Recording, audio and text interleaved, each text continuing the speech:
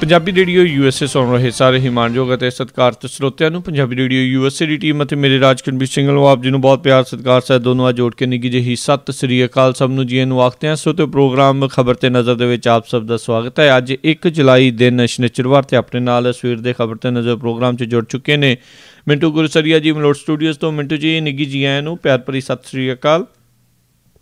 ਸ਼ੁਕਰੀਆ ਜੀ ਰਾਜਕੁਲਬੀਰ ਜੀ, ਸਾਰਿਆਂ ਨੂੰ ਮੇਰੇ ਵੱਲੋਂ ਸਤਿ ਸ੍ਰੀ ਅਕਾਲ। ਸਾਡੇ ਅੱਜ ਦੇ ਪ੍ਰੋਗਰਾਮ ਖਬਰ ਤੇ ਨਜ਼ਰ ਉਸ ਨੂੰ ਸਪਾਂਸਰ ਕਰਦੇ ਨੇ ਖਾਲਸਾ ਇੰਸ਼ੋਰੈਂਸ ਏਜੰਸੀ ਵਾਲੇ, ਜਿਨ੍ਹਾਂ ਦੇ ਕੋਲੋਂ ਤੁਸੀਂ ਹਰ ਇੱਕ ਤਰੀਕੇ ਦੀ ਇੰਸ਼ੋਰੈਂਸ ਕਰਵਾ ਸਕਦੇ ਹੋ। ਇੰਸ਼ੋਰੈਂਸ ਬਾਰੇ ਪਤਾ ਕਰਨ ਲਈ ਕਾਲ ਕਰੋ ਨੰਬਰ 408 272 2500 ਦੇ ਉੱਤੇ।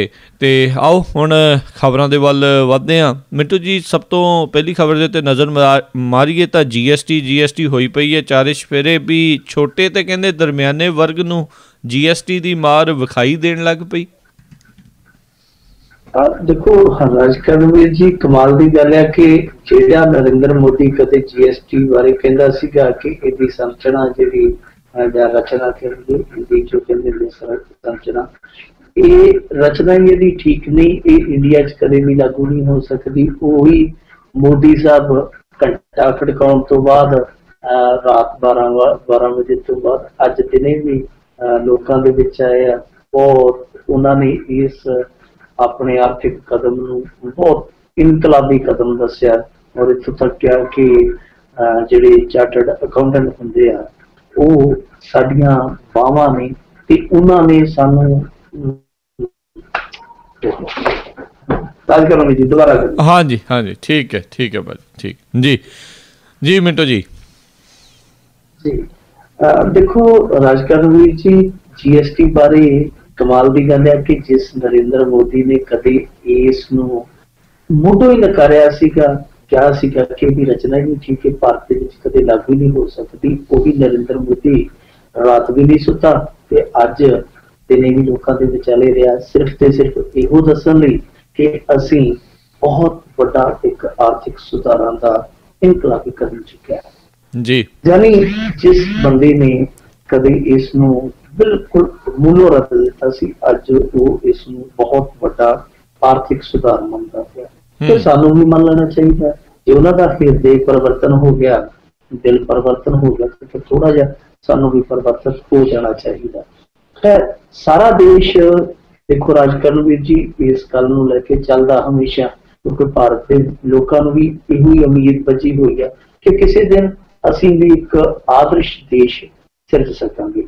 ਸੋ ਇਸ ਉਮੀਦ ਦੇ ਵਿੱਚ ਲੋਕ ਇਹ ਸੋਚ ਕੇ ਚੁੱਪ ਕਰ ਜਾਂਦੇ ਆ ਕਿ ਬੱਚਾ ਜੰਮਣ ਲੱਗਿਆ ਵੀ ਤੇ ਮਾਂ ਨੂੰ ਇੱਕ ਵਾਰੀ ਅਥਾਹ ਪੀੜ ਸਹਿਣੀ ਪੈਂਦੀ ਹੈ ਨਾ, ਜੇ ਅਸੀਂ ਤਕਲੀਫਾਂ ਸਹਿ ਲਾਂਗੇ ਕੋਈ ਫਰਕ ਨਹੀਂ ਪੈਂਦਾ। ਲੋਕ ਇਹੀ ਆਸ ਰੱਖਦੇ ਕਿ ਹੁਣ ਸਭ ਕੁਝ ਠੀਕ ਹੋ ਜਾਏਗਾ। ਨੋਟਬੰਦੀ 'ਚ ਦੇਖੋ 150 ਬੰਦਾ ਮਰ ਗਿਆ, 70 ਵਿਛ ਗਏ, ਇੰਨਾ ਨੁਕਸਾਨ ਹੋਇਆ। ਲੋਕ ਆਖਰੀ ਦਮ ਤੱਕ, ਲੋਕ ਆਖਰੀ ਪਲ ਤੱਕ ਇਹ ਉਮੀਦ ਕਰਦੇ ਰਹੇ ਕਿ ਨਹੀਂ ਸਾਡਾ ਦੇਸ਼ ਦਾ ਜਿਹੜਾ ਆਰਥਿਕ ਢਾਂਚਾ ਸੁਧਰ ਜਾਏਗਾ, ਪਰ ਹੋਇਆ ਕੀ? ਇਹ ਕਹਿੰਦੇ ਸਨ ਅਸੀਂ ਅੱਤਵਾਦ ਦਾ ਲੱਕ ਤੋੜ ਦੇਣਾ, ਅਸੀਂ ਮਾਓਵਾਦ ਖਤਮ ਕਰ ਦੇਣਾ, ਕਾਲਾ ਧਨ ਖਤਮ ਕਰ ਦੇਣਾ। ਕੁਛ ਨਹੀਂ ਹੋਇਆ। ਬਾਅਦ ਦੇ ਵਿੱਚ ਲੈ ਦੇ ਕੇ ਨਤੀਜਾ ਜਿਹੜਾ ਉਹ ਸਿਫਰ ਦਾ ਸਿਫਰ ਰਿਹਾ। ਹੁਣ ਜੇ GST ਦੀ ਗੱਲ ਕਰੀਏ ਰਾਜਕੁਲਬੀਰ ਜੀ, ਇੱਕ ਕਦਮ ਤੇ ਬਹੁਤ ਵਧੀਆ ਕਦਮ ਇਸ ਕਰਕੇ ਵਧੀਆ ਕਿਉਂਕਿ ਸਾਰੇ ਹੀ ਟੈਕਸ ਜਿਹੜੇ ਇੱਕ ਛਤਰੀ ਇਕੱਠੇ ਹੋ ਜਾਂਦੇ। ਫਿਰ ਜਿਹੜੇ ਵਪਾਰੀ ਹੈ ਉਹਨਾਂ ਨੂੰ ਬੇਸ਼ੱਕ ਜਿਹੜਾ 20 ਲੱਖ ਤੋਂ ਸਾਲਾਨਾ ਆਮਦਨ ਵਾਲਾ ਵਪਾਰੀ ਘੱਟ ਵਾਲਾ ਉਹਨੂੰ ਤੇ ਬਿਲਕੁਲ ਨਹੀਂ ਇਹਨਾਂ ਨੇ ਛੂਟ ਦਿੱਤੀ ਹੋਈ। ਜਿਹੜਾ ਉੱਤੋਂ ਵਾਲਾ ਉਹਦੇ ਲਈ ਵੀ ਪੇਪਰ ਵਰਕ ਖਤਮ ਕਰ ਦਿੱਤਾ। ਉਹ ਬਸ ਸਿਰਫ ਤੇ ਸਿਰਫ ਕੰਪਿਊਟਰ ਦੇ ਜ਼ਰੀਏ ਆਪਣੀ ਰਿਟਰਨ ਜਿਹੜੀ ਫਾਈਲ ਕਰ ਸਕਦਾ, ਆਪਣਾ ਜੋ ਵੀ ਹਿਸਾਬ ਕਿਤਾਬ ਬਚੇਗਾ ਉਹ ਰੱਖ ਸਕਦਾ। ਠੀਕ ਆ, ਔਰ ਇਹ ਹੋਣਾ ਵੀ ਚਾਹੀਦਾ। ਟੈਕਸ ਸੁਧਾਰਾਂ ਦੇ ਲਈ ਇਸ ਤਰ੍ਹਾਂ ਦੇ ਕਦਮ ਹੋਣੇ ਚਾਹੀਦੇ ਆ, ਪਹਿਲ ਕਦਮੀਆਂ ਹੋਣੀਆਂ ਚਾਹੀਦੀਆਂ। ਪਰ ਚੱਕਰ ਕੀ ਹੈ ਕਿ ਦੇਖੋ GST ਦਾ ਇੱਕ ਤੇ ਜਿਹੜਾ 28% ਵਾਲਾ ਸਲੈਬ ਹੈ ਉਹ ਲੋਕਾਂ ਨੂੰ ਰੜਕਦਾ ਪਿਆ। ਹਾਲਾਂਕਿ ਉਹ ਲਗਜ਼ਰੀ ਚੀਜ਼ਾਂ ਦੀ ਹੈ, ਪਰ ਫਿਰ ਵੀ 18 ਤੇ 28 ਵਾਲਾ ਜਿਹੜਾ ਉਹਦੇ ਚ ਬਹੁਤ ਕੁਛ ਇਹੋ ਜਿਹਾ ਜਿਹਨੂੰ ਆਪਾਂ ਚਰਚਾ ਦਾ ਵਿਸ਼ਾ ਬਣਾ ਸਕਦੇ, ਪਰ ਆਪਣੇ ਕੋਲ ਸਮਾਂ ਸੀਮਤ ਹੈ। ਦੂਜੀ ਗੱਲ ਇਹ ਹੈ ਕਿ ਦੇਖੋ ਆਮ ਬੰਦਾ ਇਹਦੇ ਚ ਰਗੜੀਚਣਾ ਸ਼ੁਰੂ ਵੀ ਹੋ ਚੁੱਕਾ ਹੈ। ਮਸਲਨ ਮੈਂ ਤੁਹਾਡੇ ਕੋਲ ਇੱਕ ਉਦਾਹਰਨ ਰੱਖ ਦੇਣਾ ਕਿ ਜਿਹੜੀ ਆਪਾਂ ਬੈਂਕਿੰਗ ਸਰਵਿਸ ਵਰਤਦੇ ਹਾਂ, ਮਤਲਬ ਕਿ ਇੱਕ ਦਿਹਾੜੀਦਾਰ ਦਾ ਵੀ ਬੈਂਕ ਦੇ ਵਿੱਚ ਖਾਤਾ ਜਿਹਦੀ ਆਮਦਨ ਜਿਹੜੀ ਹੈ ਉਹ ਡੇਲੀ ਦੀ 250-300 ਰੁਪਏ ਉਹ ਵੀ ਖਾਤਾ ਵਰਤਦਾ। ਜਿਹੜੀ ਅੱਗੇ ਉਹ ਸਾਰੀ ਸਰਵਿਸ ਹੁੰਦੀ ਸੀ ਉਹ 15% ਸਾਰੇ ਟੈਕਸ ਪਾ ਕੇ 15% ਬਣਦੀ ਸੀ, ਪਰ GST ਦੇ ਵਿੱਚ ਉਹ ਆ ਗਈ 18% ਵਾਲੀ ਸਲੈਬ ਵਿੱਚ। ਮਤਲਬ ਕਿ ਉਹ ਬੈਂਕਿੰਗ ਸਰਵਿਸ ਯਕਦਮ ਮਹਿੰਗੀ ਹੋ ਗਈ। ਠੀਕ ਹੈ ਜੀ। ਉਸ ਤੋਂ ਅੱਗੇ ਜੇ ਚਲੀਏ ਆਪਾਂ ਕਿ ਇੱਕ ਪਾਸੇ ਬੈਂਕਿੰਗ ਸਰਵਿਸ ਮਹਿੰਗੀ ਹੋ ਜਾਂਦੀ ਹੈ, ਦੂਜੇ ਪਾਸੇ ਕੀ ਹੈ ਕਿ ਜਿਹੜਾ ਮੱਧ ਵਰਗੀ ਜਿਹਨੂੰ ਆਪਾਂ ਕਹਿ ਦਿੰਦੇ ਹਾਂ ਕਿ ਦਰਮਿਆਨੇ ਮਿਡਲ ਕਲਾਸ ਦਾ ਬੰਦਾ ਜਿਹੜਾ ਉਹ ਕੀ ਕਰਦਾ ਕਿ ਛੋਟੀਆਂ ਛੋਟੀਆਂ ਬਚਤਾਂ ਕਰਦਾ, ਜਿੱਦਾਂ ਇੰਦਰਾ ਵਿਕਾਸ ਪੱਤਰ ਜਾਂ ਕੌਮੀ ਬਚਤ ਖਾਤਾ, ਇਸ ਤਰ੍ਹਾਂ ਦੀਆਂ ਛੋਟੀਆਂ ਛੋਟੀਆਂ ਨਾ ਉਹ ਸਕੀਮਾਂ ਦੇ ਵਿੱਚ ਇਨਵੈਸਟ ਕਰਦੇ ਰਹਿੰਦੇ ਆ, ਜਿੱਦਾਂ ਡਾਕ ਘਰਾਂ ਦੇ ਵਿੱਚ ਬਚਤ ਕਰ ਲੈਂਦੇ ਆ। ਉਹ ਜਿਹੜਾ ਸਾਰਾ ਬਚਤ ਵਾਲਾ ਸਿਲਸਿਲਾ ਸੀ ਦਰਮਿਆਨੇ ਵਰਗ ਲਈ, ਉਹ ਵੀ ਇਹਨਾਂ ਨੇ ਚੱਕਤਾ ਫਟਾ। ਉਹਦੇ ਵਿੱਚ ਤੁਸੀਂ ਹੁਣ ਦੇਖੋ ਕਿ ਜਿਹੜੀ PPF ਜਿਹਨੂੰ ਆਪਾਂ ਪ੍ਰੋਵੀਡੈਂਟ ਫੰਡ ਕਹਿ ਦਿੰਦੇ ਆ, ਉਹਦੇ ਵਿੱਚ ਜਿਹੜੀ ਪਹਿਲਾਂ ਵਿਆਜ ਮਿਲਦੀ ਸੀ 7.9% ਦੀ, ਉਹ ਘਟ ਕੇ 7.8% ਦੀ ਰਹਿ ਗਈ ਹੈ। ਦੂਸਰੇ ਪਾਸੇ NCP ਜਿਵੇਂ ਤੁਹਾਨੂੰ ਮੈਂ ਦੱਸਿਆ ਕਿ ਕੌਮੀ ਬਚਤ ਖਾਤਾ ਜਿਹੜਾ, ਉਹਦੇ ਚ ਜਿਹੜੀ ਵਿਆਜ ਮਿਲਦੀ ਸੀ 7.9% ਦੀ, ਉਹ ਘਟ ਕੇ 7.8% ਦੀ ਰਹਿ ਗਈ ਹੈ। ਕਿਸਾਨ ਵਿਕਾਸ ਪੱਤਰ ਦੀ 7.6 ਤੋਂ ਘਟ ਕੇ 7.5% ਦੀ ਰਹਿ ਗਈ ਹੈ। ਇਹਦਾ ਮਤਲਬ ਹੈ ਕਿ ਇੱਕ ਪਾਸਿਓਂ ਸੇਵਾਵਾਂ ਮਹਿੰਗੀਆਂ ਹੋ ਗਈਆਂ ਬੈਂਕਿੰਗ ਸੈਕਟਰ ਦੀਆਂ, ਦੂਜੇ ਪਾਸੇ ਉਹਨਾਂ ਬੈਂਕਾਂ ਦੇ ਵਿੱਚ ਜਾਂ ਹੋਰ ਅਦਾਰਿਆਂ 'ਚ ਛੋਟੀਆਂ ਛੋਟੀਆਂ ਜਿਹੜੀਆਂ ਬਚਤਾਂ ਹੁੰਦੀਆਂ ਸਨ ਉਹਦੀ ਵਿਆਜ ਘਟ ਗਈ। ਮਤਲਬ ਇੱਕੋ ਬੰਦੇ ਨੂੰ ਇੱਕੋ ਵਾਰੀ ਦੋ ਚਪੇੜਾਂ, ਇੱਕ ਉਧਰੋਂ ਇੱਕ ਉਧਰੋਂ। ਸੋ ਇਹ ਕੁਝ ਚੀਜ਼ਾਂ ਨੇ ਜਿਹੜੀਆਂ ਬਹੁਤ ਹੈਰਾਨ ਕਰਦੀਆਂ, ਪਰੇਸ਼ਾਨ ਕਰਦੀਆਂ। ਹੁਣ ਦੂਜੇ ਪਾਸੇ ਵੀ ਦੇਖ ਲਓ ਕਿ ਆਮ ਬੰਦਾ ਜੇ ਹੋਸਟਲ ਦੇ ਵਿੱਚ ਰਹਿੰਦਾ, PG ਦੇ ਵਿੱਚ ਰਹਿੰਦਾ, ਉਹਦਾ ਖਾਣ ਪੀਣ ਦਾ ਰਹਿਣ ਦਾ ਜੇ ਖਰਚਾ 1 ਲੱਖ ਰੁਪਈਆ 1 ਲੱਖ ਰੁਪਈਆ ਆ ਰਿਹਾ ਸੀਗਾ, ਤਾਂ ਉਹ ਹੁਣ ਵੱਧ ਕੇ 1,18,000 ਹੋ ਜਾਣਾ। ਮਤਲਬ ਕਿ ਜੇ ਕੋਈ ਬੰਦਾ PG ਹੋਸਟਲ ਦੇ ਵਿੱਚ ਜੋ ਖਾਣ ਸਾਣ ਦਾ ਰਹਿਣ ਪਹਿਣ ਦਾ ਜੋ ਵੀ ਹੁੰਦਾ ਉਹਦਾ ਵੀ ਜਿਹੜਾ ਖਰਚਾ ਬਚਣਾ। ਸੋ ਇਸ ਤਰ੍ਹਾਂ ਬਹੁਤ ਸਾਰੀਆਂ ਚੀਜ਼ਾਂ ਨੇ ਜਿਹੜੀਆਂ ਸਾਨੂੰ ਸੋਚਣ ਲਈ ਮਜਬੂਰ ਕਰਦੀਆਂ ਕਿ GST ਹੈ ਜਿਹੜੀ ਆਮ ਵਰਗ ਲਈ ਉਹ ਠੀਕ ਹੋਏਗੀ, ਜੋ ਇਹਨੂੰ ਪ੍ਰਚਾਰਿਆ ਜਾ ਰਿਹਾ ਕਿ ਉਨੀ ਕਾਰਗਰ ਸਾਬਤ ਹੋਏਗੀ। ਜਿੱਦਾਂ ਦੇਖੋ ਪੈਟਰੋਲ ਡੀਜ਼ਲ ਇਹਨਾਂ ਨੇ ਬਾਹਰ ਰੱਖਿਆ ਸੀ ਜ਼ਬਤ ਚ, ਪਰ ਜਿਹੜੀਆਂ ਉਹਦੇ ਨਾਲ ਜੁੜੀਆਂ ਚੀਜ਼ਾਂ ਨੇ ਉਹ GST ਦੇ ਦਾਇਰੇ ਦੀਆਂ ਵਿੱਚ ਹੀ ਹੈ। ਮੈਂ ਪੜ੍ਹਦਾ ਪਿਆ ਸੀਗਾ ਕਿ ਜਿਹੜੀ ਪੈਟਰੋਲੀਅਮ ਉਤਪਾਦ ਆ ਉਹਨਾਂ ਦੇ ਵਿੱਚ ਜਿਹੜੀਆਂ ਵਰਤੋਂ ਲਈ ਚੀਜ਼ਾਂ ਆਉਂਦੀਆਂ ਉਹ ਸਾਰੀਆਂ GST ਦੇ ਘੇਰੇ 'ਚ ਆ। ਮਸਲਨ ਕਿ ਉਹਨਾਂ ਦਾ ਜਿਹੜਾ ਬੋਝ ਆ 1 ਸਾਲ ਦਾ ਕਰੋੜਾਂ ਰੁਪਏ ਵੱਧ ਜਾਏਗਾ, ਤਾਂ ਜਿਹੜਾ ਵਧਿਆ ਹੋਇਆ ਬੋਝ ਆ ਉਹ ਲੋਕਾਂ ਦੇ ਬੋਝੇ ਚੋਂ ਕੱਢਿਆ ਜਾਏਗਾ ਪੈਟਰੋਲੀਅਮ ਕੰਪਨੀਆਂ ਵੱਲੋਂ। तो फिर दूजे पासे ਜਿਹੜੀਆਂ ਸੋਨੇ ਦੇ ਆਂਡੇ ਦੇਣ ਵਾਲੀਆਂ ਚੀਜ਼ਾਂ ਸੀਗੀਆਂ ਜਿੱਦਾਂ ਸ਼ਰਾਬ, ਸਿਗਰਟ, ਪੈਟਰੋਲ, ਡੀਜ਼ਲ, ਇਹ ਸਾਰੀਆਂ GST ਤੋਂ ਬਾਹਰ ਰੱਖੀਆਂ ਗਈਆਂ। ਦੂਜੀ ਇੱਕ ਚੀਜ਼ ਜਿਹੜੀ ਮੈਂ ਜਾਂਦਾ ਜ਼ਰੂਰ ਸਾਂਝੀ ਕਰਨੀ ਚਾਹਾਂਗਾ, ਸਭ ਤੋਂ ਵੱਡੀ ਸਮੱਸਿਆ ਇੱਥੇ ਇਹ ਆਉਣੀ ਹੈ ਰਾਜਕਰਨਵੀਰ ਜੀ ਕਿ ਇੰਸਪੈਕਟਰੀ ਰਾਜ ਜਿਹੜਾ ਕਹਿੰਦੇ ਕਿ ਅਸੀਂ ਖਤਮ ਕਰ ਦਿੱਤਾ, ਤਾਂ ਮੈਂ ਸੋਚਦਾ ਕਿ ਇੰਸਪੈਕਟਰੀ ਰਾਜ ਹੈ ਜਿਹੜਾ ਉਹ ਹੋਰ ਵੀ ਡੰਗ ਮਾਰੂ ਹੋ ਜਾਏਗਾ, ਕਿਉਂਕਿ ਕੱਲ ਹੀ 3 ਬੰਦੇ ਆ ਜਿਹੜੇ ਫੜੇ ਗਏ, गिरफ्तार हो गए। वो GST ਦੇ ਹਾਲੇ ਲਾਂਚਿੰਗ ਨਹੀਂ ਸੀ ਹੋਈ, ਉਹ ਪਹਿਲੇ ਨਾਕੇ ਲਾ ਕੇ ਚੈਕਿੰਗ ਕਰੀ ਜਾਂਦੇ ਸੀਗੇ ਕਿ ਤੁਹਾਡੇ ਕੋਲ ਕਾਗਜ਼ਾਤ ਹੈਗੇ ਆ। ਸੋ ਇਸ ਤਰ੍ਹਾਂ ਦੇ ਮਾਹੌਲ ਦੇ ਵਿੱਚ ਜਿੱਥੇ ਭਾਰਤ ਦੇ ਵਿੱਚ ਪਹਿਲੇ ਇਸ ਤਰ੍ਹਾਂ ਦੀ ਠੱਗੀ ਠੋਰੀ ਬੜੀ ਚੱਲਦੀ ਹੈ, ਇੰਸਪੈਕਟਰੀ ਰਾਜ ਜਿਹੜਾ ਹੈ ਉਹ ਹੋਰ ਵੀ ਤੇਜ਼ ਹੋਏਗਾ, ਹੋਰ ਵੀ ਸਖਤ ਹੋਏਗਾ। ਔਰ ਦੂਜੀ ਗੱਲ ਦੇਖੋ, ਇੱਕ ਹੋਰ ਮੈਂ ਤੁਹਾਨੂੰ ਉਦਾਹਰਨ ਦੇ ਕੇ ਸਮਝਾ ਦਿੰਦਾ ਸਮੱਸਿਆ ਕੀ ਆਉਣ ਵਾਲੀਆਂ। ਜਿੱਦਾਂ ਇੱਕ ਟਰੱਕ ਡਰਾਈਵਰ ਆ, ਉਹ ਲੈ ਕੇ ਜਾਂਦਾ, ਅੱਗੇ ਉਹਦੇ ਕੋਲ ਬੇਟੀਆਂ ਹੁੰਦੀਆਂ ਸਨ, ਬੇਟੀਆਂ ਦੀ ਜਗ੍ਹਾ ਹੁਣ ਉਹਨੂੰ ਈ-ਬਿੱਲ ਰੱਖਣਾ ਪਵੇਗਾ ਕੋਲ।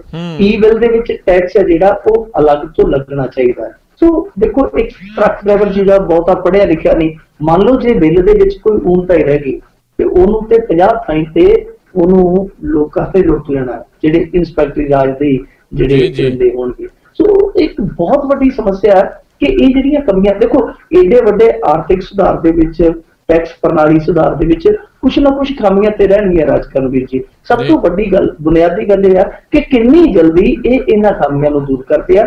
ਇਸ GST ਦੀ ਕਾਮਯਾਬੀ ਉਸੇ ਚੀਜ਼ ਤੇ ਨਿਰਭਰ ਕਰੇਗੀ। ਹੁਣ ਜੇ ਪੰਜਾਬ ਦੀ ਗੱਲ ਕਰੀਏ, ਮਨਪ੍ਰੀਤ ਸਿੰਘ ਬਾਦਲ ਨੇ ਬਹੁਤ ਵੱਡਾ ਪੰਜਾਬ ਨੂੰ ਪ੍ਰਵਾਸ ਬਣਾਇਆ। ਉਹ ਤੇ ਕਹਿੰਦੇ ਆ ਕਿ ਬਹੁਤ ਵੱਡੀ ਕਮਾਈ ਵੱਧ ਜਾਏਗੀ ਪੰਜਾਬ ਦੀ, ਬਹੁਤ ਆਮਦਨ ਜਿਹੜੀ ਹੈ ਉਹ ਵਧੇਗੀ। ਪਰ ਦੂਜੇ ਪਾਸੇ ਇਹਨਾਂ ਦਾ ਇੱਕ ਮੰਤਰੀ ਸਾਧੂ ਸਿੰਘ ਧਰਮਸੋਤ, ਉਹ GST ਨੂੰ ਲੱਕੋਂ ਲੈਣ ਡਿਆ। ਸੋ ਸੋਰੇ ਇਹਨਾਂ ਦੇ ਆਪਸ ਦੇ ਵਿੱਚ ਮਿਲਦੇ ਨਹੀਂ ਪਏ। ਉਂਝ GST ਲਈ ਉਤਸ਼ਾਹ ਹੈ ਲੋਕਾਂ ਦਾ, ਲੋਕੀ ਇਹ ਦੇਖਣਾ ਚਾਹੁੰਦੇ ਆ ਕਿ ਕੀ ਕੁਝ ਸੁਧਾਰ ਹੁੰਦਾ। ਜੇ ਸੁਧਾਰ ਕਰਦੇ ਤੇ ਬਹੁਤ ਬਿਹਤਰ ਆ। ਟੈਕਸ ਦੇਖੋ ਬਹੁਤ ਲੱਗੇ ਆ, ਪਹਿਲਾਂ ਵੀ ਲੋਕਾਂ ਨੇ ਬਹੁਤ ਚੁਕਾਏ ਆ, ਬਹੁਤ ਅਦਾ ਕੀਤੇ ਰਾਜਕਾਰਨ ਵਿੱਚ ਜੀ। ਸਾਰੇ ਟੈਕਸ ਜੀ ਆਉਂਦੇ ਕੇਂਦਰ ਦੇ ਕੋਲ, ਸਟੇਟ ਸਰਕਾਰਾਂ ਕੋਲ ਆ। ਇਹ GST ਵੀ ਸਰਕਾਰ ਦੀ ਜੇਬ 'ਚ ਜਾਣਾ। ਮਸਲਾ ਇਹ ਆ 100 ਹੱਥ ਰੱਸਾ ਸਿਰੇ ਦੀ ਗੰਢ ਕਿ ਉਹਨਾਂ ਟੈਕਸਾਂ ਦੇ ਬਦਲੇ ਪ੍ਰੋਪਰ ਜਿਹੜਾ ਢਾਂਚਾ ਹੁੰਦਾ, ਬੁਨਿਆਦੀ ਢਾਂਚਾ, ਕੀ ਉਹ ਇਸ ਦੇਸ਼ ਦੇ ਆਵਾਮ ਨੂੰ ਉਪਲਬਧ ਹੋਇਆ ਜਾਂ ਇਨ ਫਿਊਚਰ ਹੋਏਗਾ। ਇਹ ਸਭ ਤੋਂ ਵੱਡਾ ਸਵਾਲ ਹੈ ਕਿ ਤੁਸੀਂ ਆਪਦੇ ਸਾਰੇ ਆਰਥਿਕ ਸੁਧਾਰ ਲੈ ਆਉਂਦੇ ਕਿ ਹੁਣ ਤੁਸੀਂ ਲੋਕਾਂ ਨੂੰ ਸੁਧਰਿਆ ਹੋਇਆ ਬੁਨਿਆਦੀ ਢਾਂਚਾ ਵੀ ਦੇਵੋਗੇ। ਜੀ ਜੀ ਜੀ। ਤੇ ਅਗਲੀ ਆਪਾਂ ਮਿੰਟੂ ਜੀ ਗੱਲ ਕਰੀਏ ਵੀ ਮਨੋਹਰ ਪਾਰੀਕਰ ਨੇ ਕਿਹਾ ਇੱਕ ਟੈਲੀਵਿਜ਼ਨ ਐਂਕਰ ਦੇ ਸਵਾਲ ਪੁੱਛਣ ਤੋਂ ਬਾਅਦ 'ਚ ਕੀਤਾ ਗਿਆ ਸੀਗਾ ਸਰਜੀਕਲ ਸਟ੍ਰਾਈਕ, ਤੇ GST ਵੀ ਕਿਤੇ ਇੱਦਾਂ ਤਾਂ ਨਹੀਂ ਲਾਗੂ ਕਰਤਾ? ਦੇਖੋ, ਮਨੋਹਰ ਪਾਰੀਕਰ ਰੱਖਿਆ ਮੰਤਰੀ ਹੁੰਦਾ ਸੀ ਕਿਸੇ ਸਮੇਂ, ਸਾਬਕਾ ਰੱਖਿਆ ਮੰਤਰੀ ਹੈ। ਲੋਕੀ ਕਹਿੰਦੇ ਸਨ ਕਿ ਇਹ ਰੱਖਿਆ ਮੰਤਰੀ ਨਹੀਂ, ਇਹ ਤੇ ਬਸ ਵੈਸੇ ਹੀ ਰੱਖਿਆ ਮੰਤਰੀ ਹੈ, ਇਹਦਾ ਕੰਮ ਕਰ ਕੋਈ ਬਹੁਤਾ ਨਹੀਂ ਹੈਗਾ, ਸਿਰਫ ਬਿਆਨ ਦੇ ਛੱਡਦਾ। ਅੱਜ ਇਹਨੇ ਬਹੁਤ ਵੱਡੀ ਗੱਲ ਕਹੀ ਹੈ। ਉਹ ਕਹਿੰਦਾ ਕਿ ਜਿਹੜਾ ਸਰਜੀਕਲ ਸਟ੍ਰਾਈਕ ਹੋਇਆ ਉਹਦੀ ਤੇ ਅਸੀਂ 15 ਮਹੀਨੇ ਪਹਿਲਾਂ ਹੀ ਤਿਆਰੀ ਕੀਤੀ ਹੋਈ ਸੀ ਜੀ। ਉਹ ਕਹਿੰਦਾ ਕਿ ਇਹ ਜਿਹੜੀ ਤਿਆਰੀ ਉਦੋਂ ਅਸੀਂ ਸ਼ੁਰੂ ਕੀਤੀ ਜਦੋਂ ਮਿਆਂਮਾਰ ਦੇ ਵਿੱਚ ਅਸੀਂ ਸਰਜੀਕਲ ਸਟ੍ਰਾਈਕ ਕੀਤਾ ਸੀ। ਤੇ ਉਸ ਤੋਂ ਬਾਅਦ ਇੱਕ ਕਹਿੰਦਾ ਪੱਤਰਕਾਰ ਨੇ ਸਾਡੇ ਮੰਤਰੀ ਨੂੰ ਸਵਾਲ ਕਰ ਦਿੱਤਾ ਕਿ ਕੀ ਪੂਰਬ ਦੇ ਵਿੱਚ ਹੀ ਹਿੰਮਤ ਹੈ ਕਿ ਪੱਛਮ ਮੁਹਾਜ਼ ਤੇ ਯਾਨੀ ਪਾਕਿਸਤਾਨ ਵਾਲੇ ਬਾਰਡਰ ਤੇ ਕੀ ਤੁਸੀਂ ਉੱਥੇ ਵੀ ਏਦਾਂ ਦਾ ਕੰਮ ਕਰਨ ਦੀ ਹਿੰਮਤ ਰੱਖਦੇ, ਜੁਰਤ ਰੱਖਦੇ? ਕਹਿੰਦਾ ਫਿਰ ਉਦੋਂ ਸਾਡਾ ਖੂਨ ਖੌਲ ਗਿਆ, ਉਦੋਂ ਫਿਰ ਬਾਅਦ ਅਸੀਂ ਤਿਆਰੀ ਸ਼ੁਰੂ ਕਰ ਦਿੱਤੀ। ਹੁਣ ਮਿਆਂਮਾਰ ਵਾਲਾ ਮਸਲਾ ਕੀ ਸੀਗਾ, ਮੈਂ ਥੋੜਾ ਜਿਹਾ ਤੁਹਾਨੂੰ ਉਹਦਾ ਪਿਛੋਕੜ ਦੱਸ ਦੇਵਾਂ। ਦਰਅਸਲ 4 ਜੂਨ 2015 ਨੂੰ ਉੱਤਰੀ ਪੂਰਬੀ ਸੂਬੇ ਦੇ ਵਿੱਚ ਕੁਝ ਅੱਤਵਾਦੀਆਂ ਨੇ ਹਮਲਾ ਕੀਤਾ ਸੀਗਾ ਮਨੀਪੁਰ ਦੇ ਲਾਗੇ। ਉੱਥੇ ਕੀ ਹੋਇਆ ਸੀਗਾ ਕਿ ਮਨੀਪੁਰ, ਮੇਰੇ ਮੂੰਹੋਂ ਨਿਕਲ ਗਿਆ, ਮਨੀਪੁਰ ਦਾ ਕੁਝ ਚੰਦੇਲ ਜ਼ਿਲ੍ਹਾ ਸੀ, ਉੱਥੇ ਹਮਲਾ ਹੋਇਆ ਸੀਗਾ। ਉਸ ਕਾਫਲੇ ਦੇ ਵਿੱਚ ਜਿਹੜਾ ਜਾ ਰਿਹਾ ਸੀਗਾ ਜਵਾਨਾਂ ਦਾ ਸਮੂਹ, ਉਹਦੇ ਚੋਂ 18 ਜਵਾਨ ਜਿਹੜੇ ਮਾਰੇ ਗਏ ਸਨ ਅੱਤਵਾਦੀਆਂ ਦੇ ਸਾਹਮਣੇ। ਇਹਨਾਂ ਨੇ ਫਿਰ ਕੀ ਕੀਤਾ ਸੀ ਕਿ ਜਵਾਬੀ ਕਾਰਵਾਈ ਕੀਤੀ ਸੀ। ਉਹ ਜਿਹੜੇ ਅੱਤਵਾਦੀ ਸੀਗੇ ਉਹ ਬ੍ਰਹਮਾ, ਜਿਹਨੂੰ ਹੁਣ ਮਿਆਂਮਾਰ ਕਹਿ ਦਿੰਦੇ ਆ, ਉਹ ਉਧਰਲੀ ਸਰਹੱਦ ਦੇ ਵਿੱਚ ਦਾਖਲ ਹੋ ਚੁੱਕੇ ਸਨ।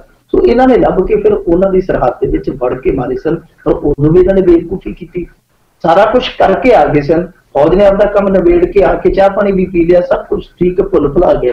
ਤੇ ਇਹਨਾਂ ਦਾ ਇੱਕ ਮੰਤਰੀ ਸੀਗਾ ਰਾਜਵਰਧਨ ਸਿੰਘ ਰਾਠੌੜ, ਜਿਹੜਾ ਕਿ ਬਹੁਤ ਵੱਡਾ ਸ਼ੂਟਰ ਵੀ ਰਿਹਾ, ਮੇਰੇ ਖਿਆਲ ਦੇ ਨਾਲ ਓਲੰਪਿਕ ਚ ਵੀ ਮੈਡਲਿਸਟ ਹੈ। ਉਸ ਬੰਦੇ ਨੇ ਆ ਕੇ ਸਾਰੀ ਪੋਲ ਖੋਲ ਦਿੱਤੀ ਮੀਡੀਆ ਚ ਕਿ ਅਸੀਂ ਸਰਜੀਕਲ ਸਟ੍ਰਾਈਕ ਕਰ ਦਿੱਤਾ ਜੀ, ਕਰ ਦਿੱਤਾ। ਰੌਲਾ ਪੈ ਗਿਆ।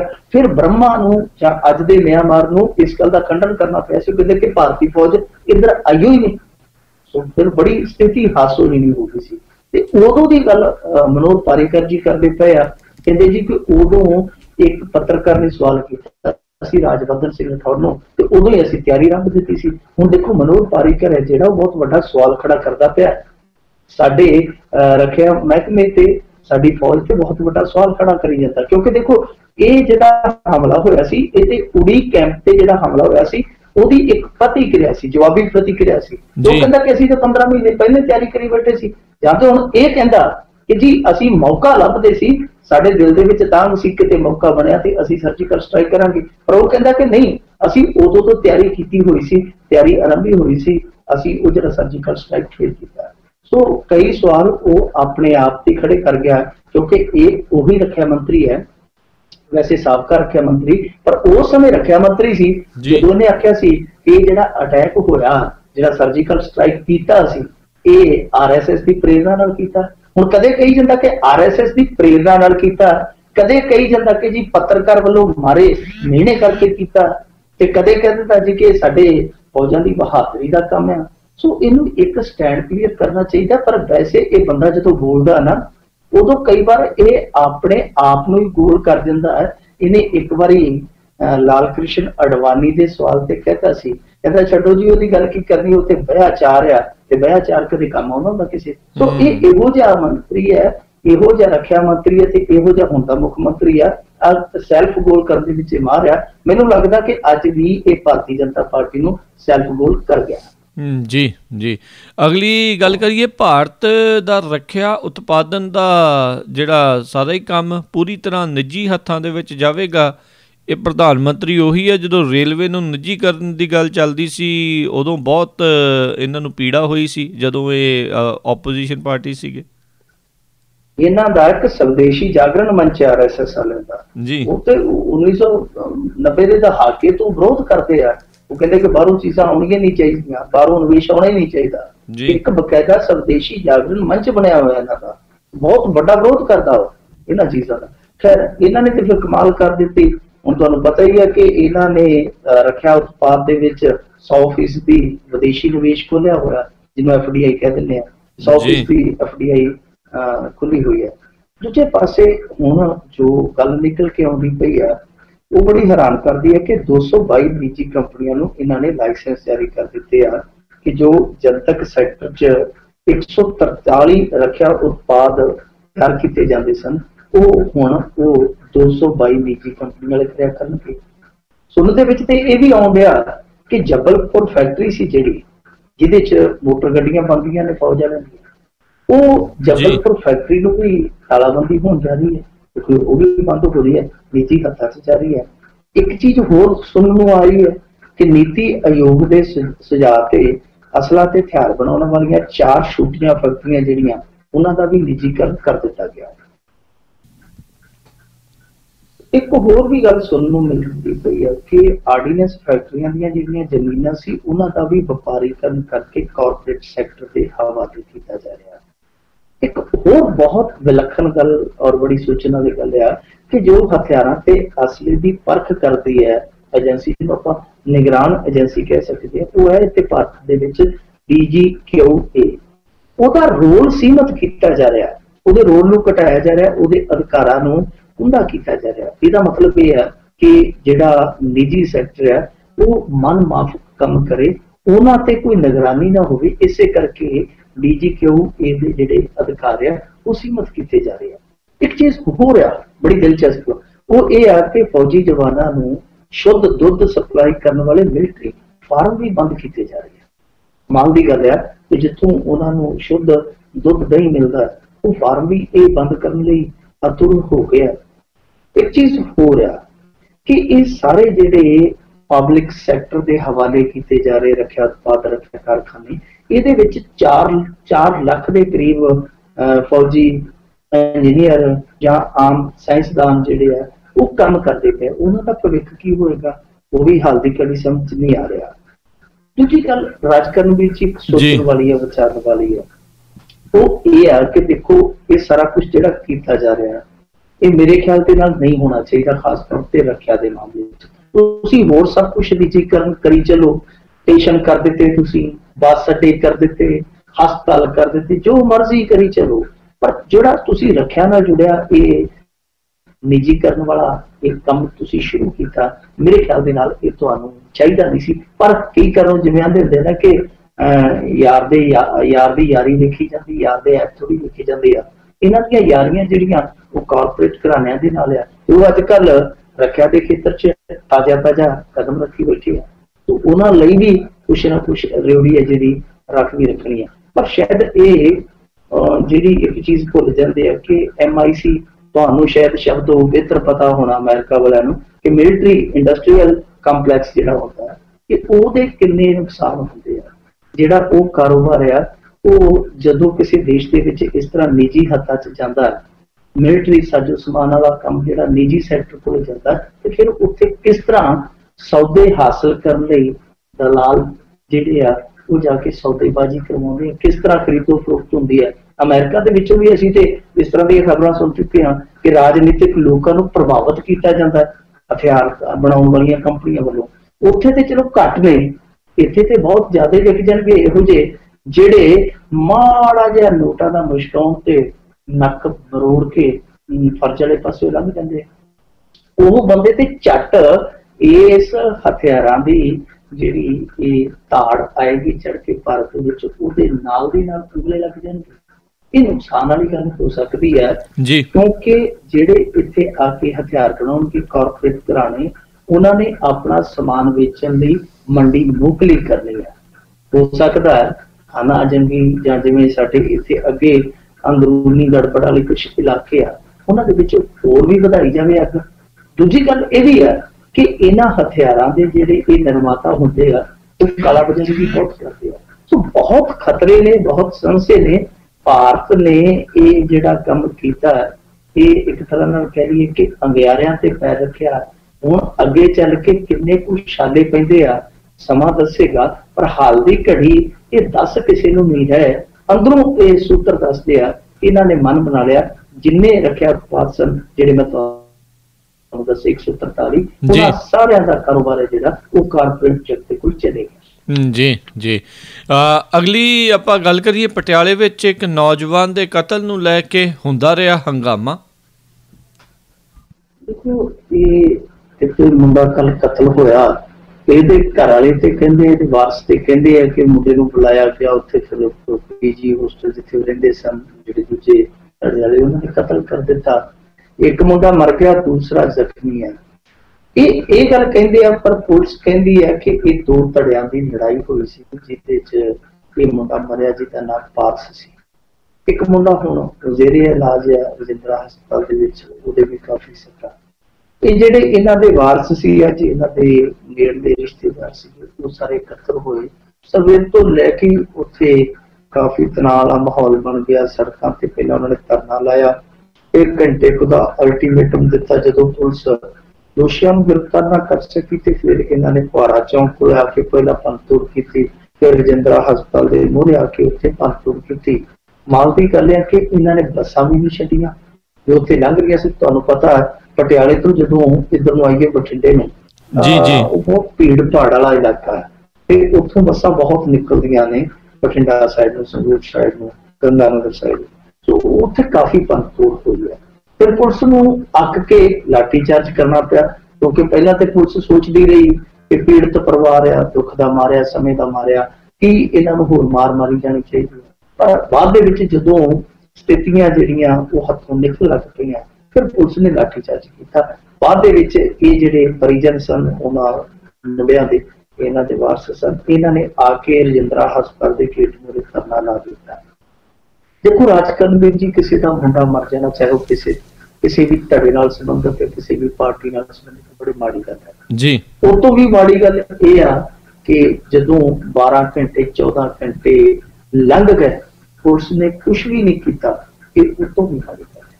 पर यह उस तो भी माड़ी गल आ कि पुलिस की नाकामी की सजा राह जांदे बस दे विच बैठे यात्रुआं नूं दित्ती जावे।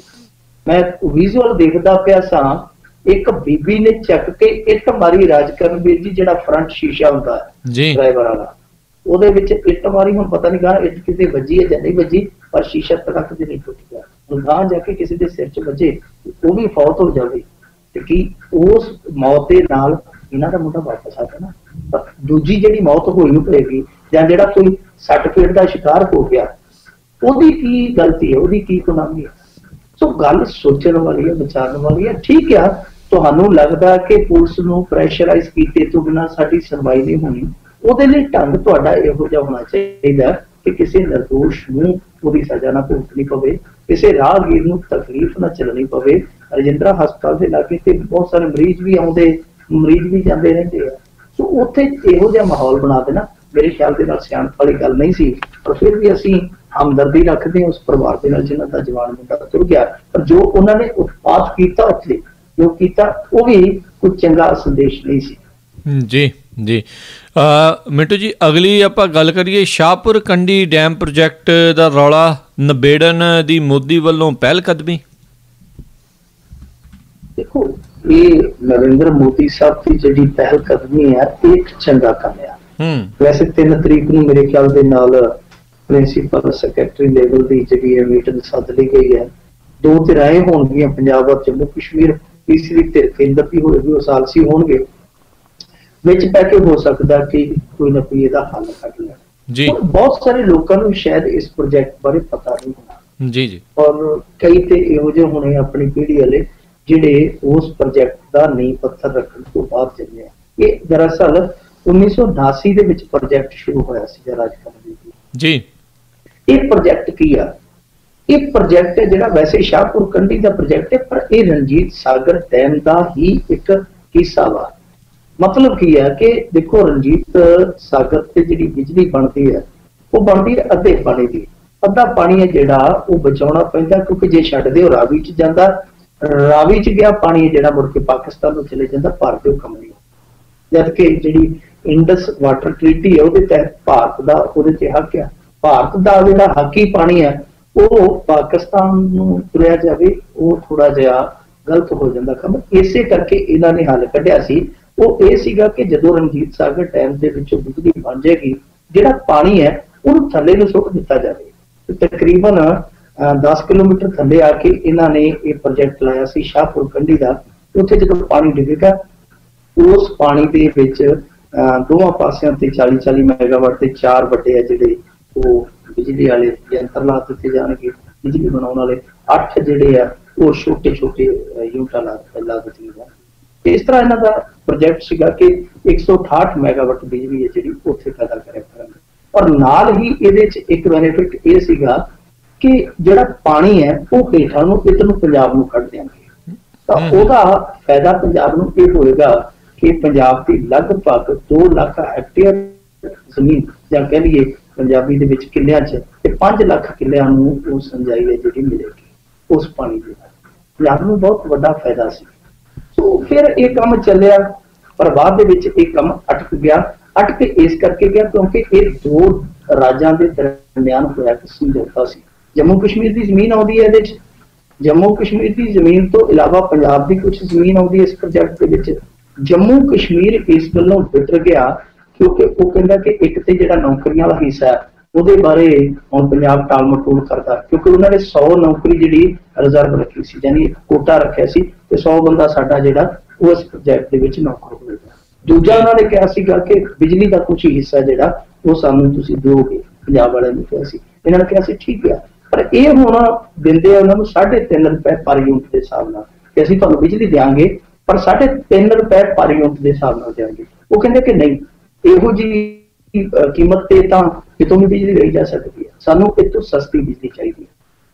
ਸੋ ਫਿਰ ਇਸ ਗੱਲ ਨੂੰ ਲੈ ਕੇ ਰੇੜਕਾ ਪੈ ਗਿਆ। ਇਹਦਾ ਕੰਮ ਹੈ ਜਿਹੜਾ ਉਹ ਬੰਦ ਹੋ ਗਿਆ। ਮੇਰੇ ਖਿਆਲ ਦੇ ਨਾਲ ਲਗਭਗ 1.5-2 ਸਾਲ ਹੋ ਗਿਆ ਇਹ ਕੰਮ ਬੰਦ ਪਿਆ ਸੀ। ਹੁਣ ਨਰਿੰਦਰ ਮੋਦੀ ਨੇ ਇਸ ਬੰਦ ਪਏ ਕੰਮ ਨੂੰ ਚਾਲੂ ਕਰਵਾਉਣ ਲਈ ਦੋਹਾਂ ਧਿਰਾਂ ਨੂੰ ਟੇਬਲ ਤੇ ਸੱਦਿਆ। ਹੁਣ ਟੇਬਲ ਤੇ ਸੱਦ ਕੇ ਅੱਗੋਂ ਕੀ ਹੱਲ ਕਰਵਾਉਂਦੇ ਆ ਉਹ ਸਮਾਂ ਦੱਸੂਗਾ।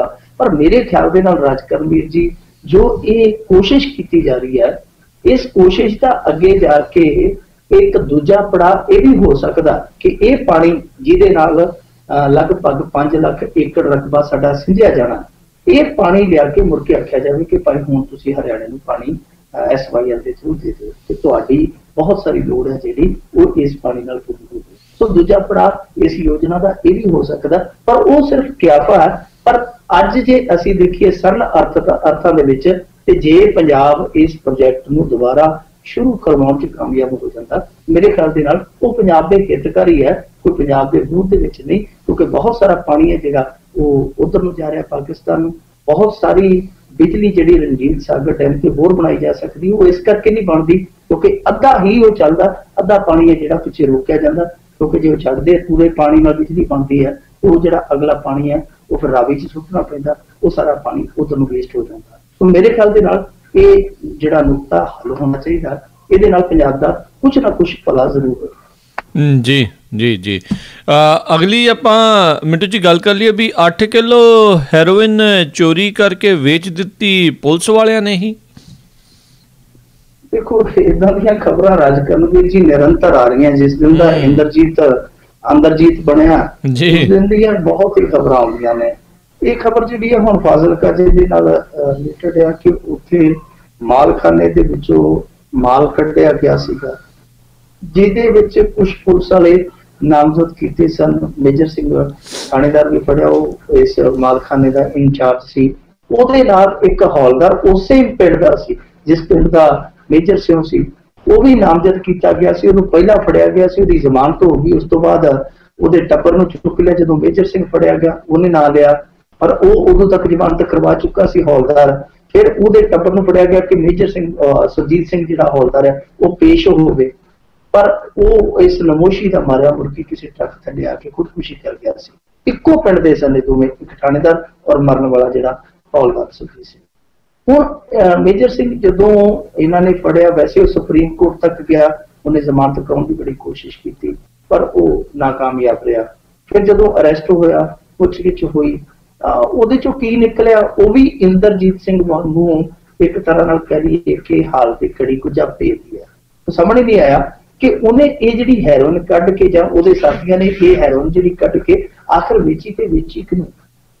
8 ਕਿਲੋ ਹੈਰੋਇਨ ਜਿਹੜੀ ਰਾਜਕਰਨਵੀਰ ਜੀ, ਉਹ ਇਹ ਤੇ ਹੈ ਨਹੀਂ ਕੋਈ ਰਕਸ਼ੇ ਵਾਲਾ ਖਰੀਦ ਲਊਗਾ ਜਾਂ ਕੋਈ ਟਰੱਕ ਡਰਾਈਵਰ ਖਰੀਦ ਲਊਗਾ। ਅਕਸਰ ਤੇ ਕਿਸੇ ਤਸਕਰ ਨੇ ਖਰੀਦੀ ਹੈ ਜਾਂ ਕਿਸੇ ਬਹੁਤ ਵੱਡੇ ਆਦਮੀ ਨੇ ਖਰੀਦੀ ਹੈ, ਬਹੁਤ ਵੱਡੇ ਡੀਲਰ ਨੇ ਖਰੀਦੀ ਹੈ। ਉਹ ਕੌਣ ਆ, ਉਹਦਾ ਬਾਰੇ ਕੁਝ ਨਹੀਂ ਦੱਸਿਆ। ਜਿਵੇਂ ਇੰਦਰਜੀਤ ਸਿੰਘ ਬਾਰੇ ਨਹੀਂ ਦੱਸਿਆ ਕਿ AK-47 ਕਿੱਥੋਂ ਆਈਆਂ, ਕਿਹਦੇ ਤੋਂ ਲਿਆ ਕੇ ਆਈਆਂ, ਕਿਹਦੇ ਇਹਨਾਂ ਨੇ ਆਸ਼ੀਰਵਾਦ ਤਹਿਤ ਰੱਖੀਆਂ ਸਨ।